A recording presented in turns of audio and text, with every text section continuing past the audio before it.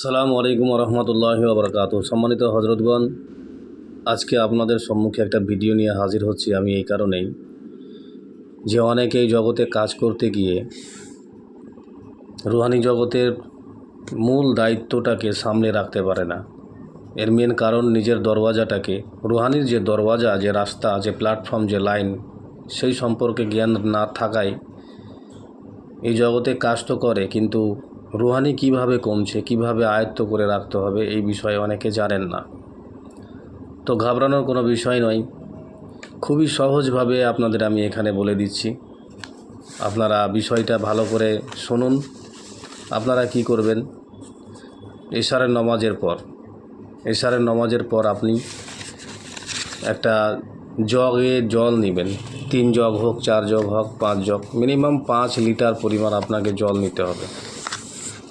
এই 5 লিটার জল পরিমাণ নিয়ে আপনি নামাজের পর 41 বার পড়ে 41টা দম দিবেন।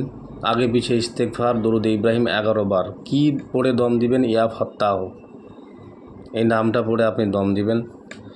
তারপরে আপনি 5 লিটার পানি যখন তৈরি করার পর আপনি এই পানিটাতে কিছু পরিমাণ অজুতে ব্যবহার করবেন, আর কিছু পরিমাণ আপনি খাবেন।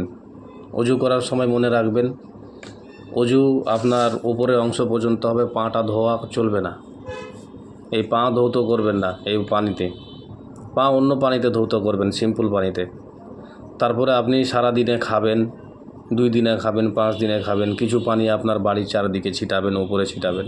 এটা রুহানি বা গোসলও করতে পারেন, সমস্যা নাই। রুহানি জগতের দরওয়াজার আপনার খুঁটিটা শক্ত থাকবে।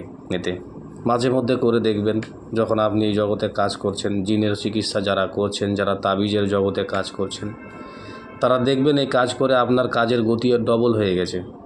আপনি যে আকারে কাজ করছেন, তাবিজ লিখছেন বা জিন তাড়াচ্ছেন, বশীকরণ কাজ করছেন, এই রুহানি পাওয়ার যদি আপনার মধ্যে থাকে তো কাজের গতি ইনশাল্লাহ ডবল হয়ে যাবে। তো কাজেই যে কোনো আমল করার আগে চিন্তা ভাবনা করে করবেন, কারণ যেগুলো প্রত্যেক আমলের ক্ষেত্রে ওস্তাদ ধরা জরুরি।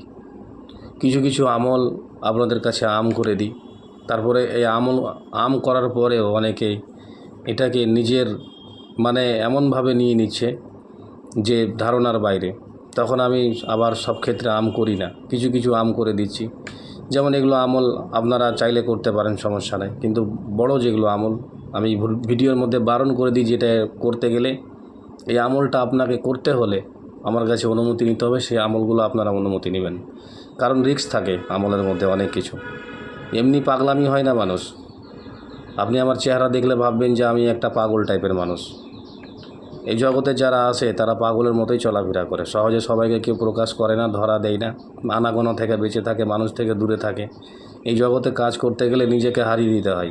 তো ভালো থাকবেন, সকলের কাছে দোয়া চাই। আসসালামু আলাইকুম রহমতুল্লাহি ওয়া বারাকাতুহু।